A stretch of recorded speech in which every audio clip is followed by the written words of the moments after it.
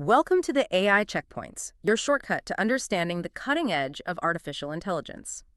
Today, we're embarking on a deep dive into something genuinely transformative for the next generation of AI.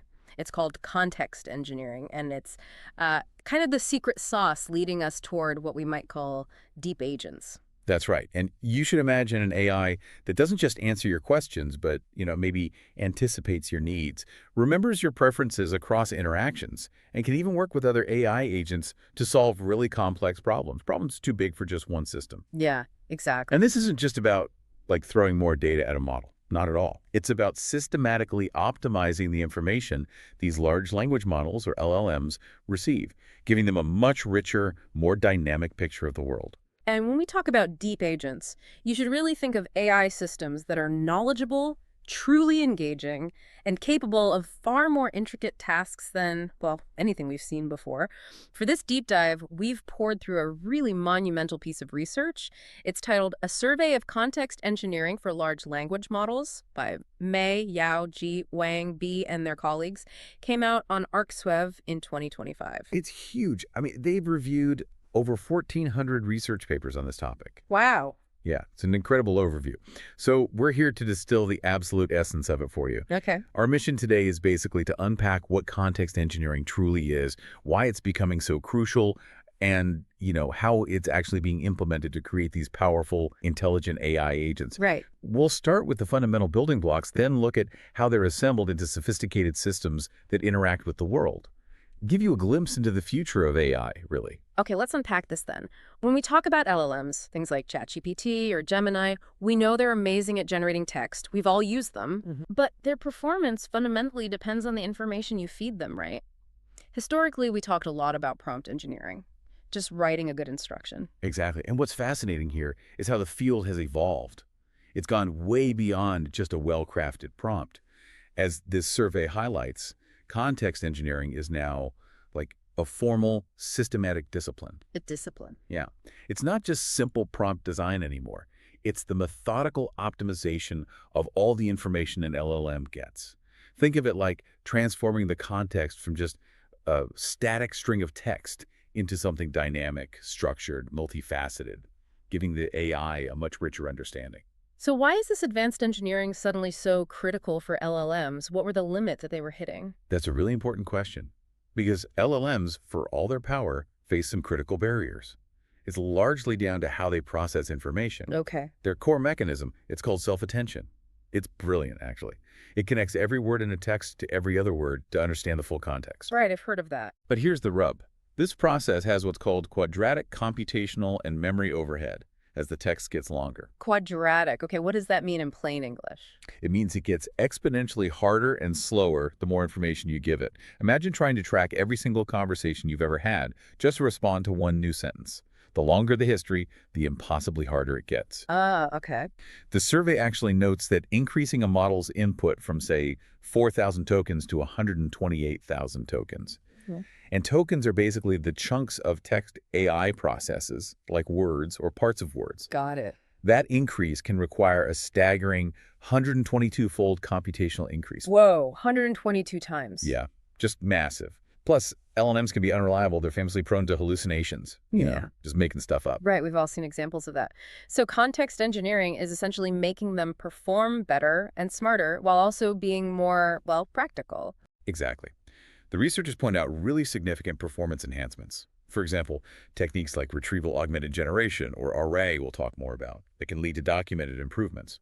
Things like an 18-fold enhancement in text navigation accuracy, or reaching like 94% success rates in some tasks. That's huge. It is. And we also see structured prompting techniques like chain of thought, improving accuracy in math reasoning tasks from a, frankly, dismal 17.7% to an incredible 78.7%. How does that work? Chain of thought? It basically breaks down complex problems into intermediate steps. guides the model to think more like a human would, step by step. Okay, that's a huge leap in capability, and it makes them much more practical. So what about the resource side? That 122-fold increase sounds like a killer. It definitely helps there too. Context engineering offers much more efficient alternatives to those resource-hogging traditional methods. It enables things like intelligent content filtering, direct knowledge transmission, basically optimizing how much context is actually used and reducing the number of tokens needed. So smarter use of information. Precisely. It's all about maximizing information density while reducing that processing overhead, making LLMs practical and affordable for real-world stuff. It's like teaching them to skim a book, but only read the most relevant paragraphs, without losing the plot.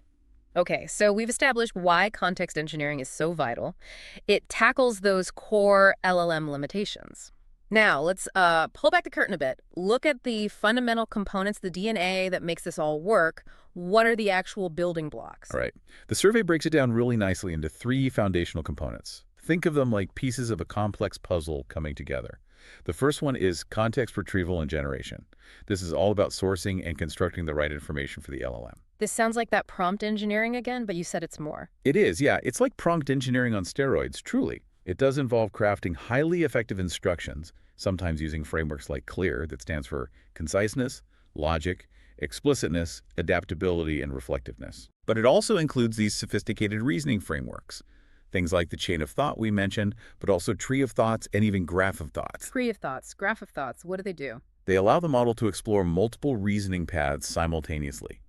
So, for example, tree of thoughts can boost success rates in complex problem-solving games, like Game of 24, from a really low 4% up to an impressive 74%. Wow, from 4 to 74%. Yeah. It's not just about giving instructions, it's guiding the LLM's internal thinking process, often using simple trigger phrases like, let's think step by step to make it show its work, basically. And this is where the LLM can access external knowledge too, right? Stuff beyond its training data, like using a built-in search engine. Exactly. That's external knowledge retrieval. And the prime example, the one everyone's talking about, is Retrieval-Augmented Generation, or RAG. RAG, right. It combines the LLM's existing baked-in knowledge with information retrieved in real time from external sources, databases, documents, the live web. So it gets up-to-date info. Precisely. It enables access to current domain-specific knowledge. And crucially, it helps prevent those dreaded hallucinations by grounding the LLM's answers in actual verifiable facts. Okay, so that's retrieval and generation. What's the second building block? The second foundational component is context processing. So once you have the information, you need to transform and optimize it so the LLM can actually make the most of it. Ah, okay. This sounds like making sense of just massive amounts of data, especially with that scaling problem you mentioned. Exactly. One huge challenge is long context processing. Because of that quadratic scaling issue, it's a bottleneck. So researchers are developing really clever techniques. Things like position interpolation, efficient selective attention, ways to handle ultra-long sequences, enabling models to process way more information than they were originally designed for. Kind of like expanding the AI's immediate working memory. That's a great way to put it, significantly expanding it. And beyond just handling more information, what about the LLM learning from its own mistakes? Can it, like, revise its own work? Absolutely. That's called self-refinement. Think of it as a cyclical feedback loop. The LLM generates an output, then it gets feedback sometimes from itself, sometimes externally, and then it improves its own output iteratively. Much like a human writer revises an essay. Huh. Without needing more training data. Exactly. Frameworks like self-refine and reflection allow the model to act as its own generator, feedback provider, and refiner. No extra supervised training needed. GPT-4, for instance, has shown something like a 20% absolute performance improvement on some tasks using these self-refinement loops. 20% is pretty significant. It's like the AI proofreading its own work. Pretty much, yeah. So, okay, LLMs aren't just reading text anymore then. You hear about them seeing and hearing too. Increasingly, yes. Yeah. That falls under processing too. It's multimodal context, integrating diverse types of data, vision, audio, even 3D environments, into a single, unified representation for the AI. Which opens up whole new possibilities. Totally. Really sophisticated applications that need that rich, multi-sensory understanding. And beyond that, they're also getting much better at handling structured context. Information from tables, databases, knowledge graphs, stuff where precision really, really matters. Okay, retrieving, processing, what's the third piece? The third foundational component is context management. This is all about the efficient organization and storage of all this information over time. Oh, memory. So how do LLMs remember things, especially across longer interactions or when that immediate working memory, the context window, is limited? That's been a core challenge, right? Historically, each interaction was kind of independent. The LLM didn't really remember the last thing you said. This led to the development of memory hierarchies and storage architectures. Quite similar, actually, to how a computer manages its memory. Like RAM and a hard drive. Exactly like that analogy. You have fast but limited short-term memory, the context window, and then slower but vast long-term memory, like external storage. Systems like MemGPT, for example, implement these virtual memory concepts. They intelligently page information between that limited context window, their main memory, and external storage, just like your computer's operating system does. So it can pull relevant older info back into focus when needed. Precisely. It helps overcome those fixed context window limitations, allows them to recall stuff from much older conversations or larger background documents. And can they compress this memory, make it even more efficient to store and access? Absolutely. That's crucial. Techniques for context compression, like something called in-context autoencoder or ICAE, can achieve pretty significant compression, like 4-to-1 compression. 4 times smaller. Yeah, condensing long, detailed contexts into much more compact memory slots or summaries. This significantly boosts the model's ability to handle extended information. And it does it with better speed, lower latency, and less memory usage. It's like they're taking incredibly detailed notes, then summarizing those notes into key bullet points for quick recall, all without losing the important stuff. That's a perfect analogy. Okay, this is where it gets really interesting for me. How do these building blocks, retrieving and generating context, processing it smartly, managing memory, how do they all come together to create these deep agents we started talking about? This feels like the culmination. It truly is. This is the system implementations layer. It's where these foundational components don't just exist in isolation, but integrate into sophisticated architectures. This is really the pinnacle of context engineering, where we see truly intelligent, autonomous AI systems start to emerge. Let's start with Airy again. You mentioned it earlier, but it sounds like it's become much more than just fetching facts now. Absolutely. It's evolved significantly. We're now seeing what people are calling agentic ARIG systems. This means you have autonomous AI agents actually embedded within the RAG pipeline itself. Agents inside the retrieval process. How does that work? It means the AI isn't just passively pulling information based on the initial query. It's dynamically managing its own retrieval strategies. It uses reasoning, reflection, planning. It might even decide which external tools or databases it needs to consult during the retrieval process. It's the AI itself asking, okay, what information do I really need right now to solve this problem? So it's not just retrieving, but actively deciding what to retrieve and when, based on its understanding of the task. Exactly. It's much more proactive and intelligent. And this ties directly into those memory systems we just discussed. They're transforming LLMs from, stateless processors that forget everything into sophisticated agents capable of persistent learning and adaptation over time. So memory's key to them being agents. Definitely. These memory-enhanced agents leverage both that short-term memory, the immediate context, and that external long-term memory to adapt to changing situations, learn from past interactions, and make genuinely informed decisions. Okay, memory, smarter retrieval. But how do they interact with the outside world? Like, actually do things beyond just generating text? Yeah, that's where tool-integrated reasoning comes in. This is a game changer. It fundamentally transforms LMs from just passive text generators into active world interactors. They become capable of dynamic tool utilization and even environmental manipulation in some cases. Tools? Like what kind of tools? Well, early examples like Toolformer showed LLMs learning to use external APIs autonomously, things like search engines, calculators, calendars. Now they can interact with all sorts of digital systems, use a scratchpad area to work through problems step by step, and even communicate with other LLMs to get tasks done. So imagine asking an AI about flight prices. Right. But instead of just giving you prices, a tool-integrated agent could potentially go use a booking API, find the flight, book it for you, confirm it, maybe even add it to your digital calendar, all by using external tools intelligently. Wow. That sounds like they're becoming almost like little collaborative teams working together. And you've absolutely hit on it. That leads to the most advanced manifestation of these deep agents, multi-agent systems. This is where the real collaborative intelligence happens. Multiple LLM agents coordinating and communicating to solve complex problems. Problems far beyond what any single agent could possibly handle alone. Multiple AIs talking to each other. Yes. And we're seeing the development of sophisticated communication protocols. Yeah. Things like MCP, which someone described as like a USB-C for AI, and A2A, agent-to-agent communication. These standardize how these agents talk to each other. Standardizing AI chat. Sort of, yeah. And on top of that, you have orchestration mechanisms. These are like the project managers. They manage which agent does what, how context is shared, the overall task flow, ensuring seamless cooperation. So putting it all together. These sophisticated, coordinated, memory-aware, tool-using multi-agent systems. That's what truly embodies the concept of next-generation deep agents.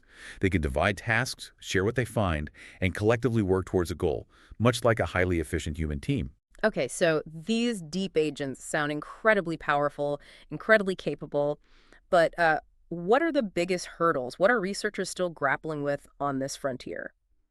That's a crucial question, and the survey highlights a really critical research gap. They call it a fundamental asymmetry. While LLMs, especially when augmented by all this context engineering, are becoming remarkably good at understanding really complex contexts, Yeah. they still show pronounced limitations in generating equally sophisticated long-form outputs. There's this comprehension generation gap. So they can take in a lot, understand deeply, but struggle to create something equally complex and coherent from scratch, Yeah. especially over a long stretch. Precisely. It seems they can absorb an immense amount, but the bottleneck is now shifting towards their ability to coherently synthesize and create at that same level of complexity, especially for longer, more intricate outputs. It's a fascinating challenge. What does this mean for tasks needing real creativity or sustained complex reasoning? Yeah, that's a big one. And what about just evaluating these things? How do you measure how well a multi-agent tool-using system is doing? That's another huge challenge. Traditional metrics, simple accuracy scores, often fall really short for these dynamic, multi-component systems. It's hard to capture the whole picture. For instance, the survey mentions real-world evaluations where GPT-4 only completed less than 50% of the tasks in something called the General Tool Agents benchmark. Sure. Humans scored 92% on the same tasks. Less than half. That's a big gap. It is. And we also see issues in commercial AI assistants during long conversations. Performance degradation, accuracy dropping sometimes by up to 30% because of problems with memory persistence. Keeping track of everything over time is hard. So lots of challenges still. What are we looking forward to then? What's the next big thing on the horizon for these deep agents? Well, future directions mentioned in the survey include developing next-generation architectures. Things like state-space models, you might hear names like Mamba, which show a lot of promise for more efficiently processing really long sequences of information. More efficient processing. Yeah, think of them as fundamentally new ways for AI to handle sequences, potentially overcoming some of that quadratic scaling issue, almost like summarizing a massive novel in real time without losing the key plot points. Okay. There's also, naturally, a big push for advanced reasoning and planning, better multimodal integration, making vision and audio work seamlessly with text and more intelligent context assembly and optimization.